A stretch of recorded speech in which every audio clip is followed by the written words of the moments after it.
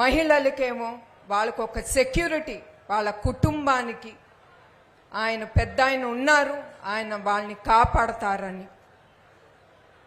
ఆయన ఎప్పుడు మహిళల్ని ఎప్పుడు ఆయన ఆదరించేవారు. మహిళల కోసం 22 పథకాలు ఆయన ముందుకు తీసుకెళ్లారు.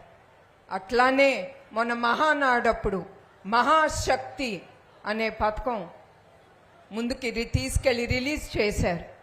ఈ దసరా కూడా ఆయన అనుకున్నారు, ఆయన ఉండుంటే మహిళలకి ఇంకా కూడా పథకాలు రిలీజ్ చేసేవారు.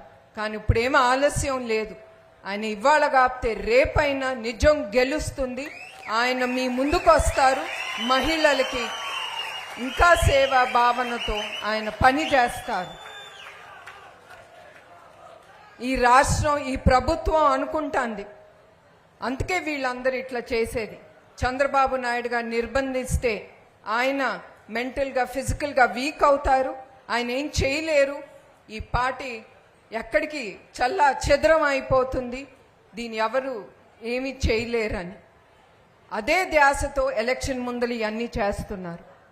కానీ వాళ్ళు మర్చిపోతున్నారు, చంద్రబాబు నాయుడు గారు చాలా స్ట్రాంగ్ పర్సనాలిటీ. ఆయన 45 ఏళ్ళు రాజకీయాల్లో ఉండిన వ్యక్తి. ఆయన చాలా ఎదుర్కొన్నారు. ఇదొక్కటి పెద్ద సమస్య కాదు ఆయనకి. ఆయన ఇంకా కూడా ధైర్యంగా ముందుకొస్తారు. మీ అందరికీ సేవా భావంతోనే ఆయన ఇంకా కష్టపడతారని నా నమ్మకం కూడా. ఇప్పుడు మీరు చూశారు, 5 ఏళ్ల క్రితం చంద్రబాబు నాయుడు గారి నాయకత్వం సీఎంగా ఉన్నప్పుడు ఎట్లా రాష్ట్రం సుఖశాంతులతో సంతోషంగా ఉండేదో, మనకు కూడా గర్వంగా ఉండేది. మనం ఆంధ్రప్రదేశ్ నుంచి మనం వచ్చామని. ఇప్పుడు మీరు చూస్తున్నారు పరిపాలన ఎట్లా ఉందో. ఇక్కడ ఒక పరిపాలన ఉందా అని నేను కోరుతున్నాను.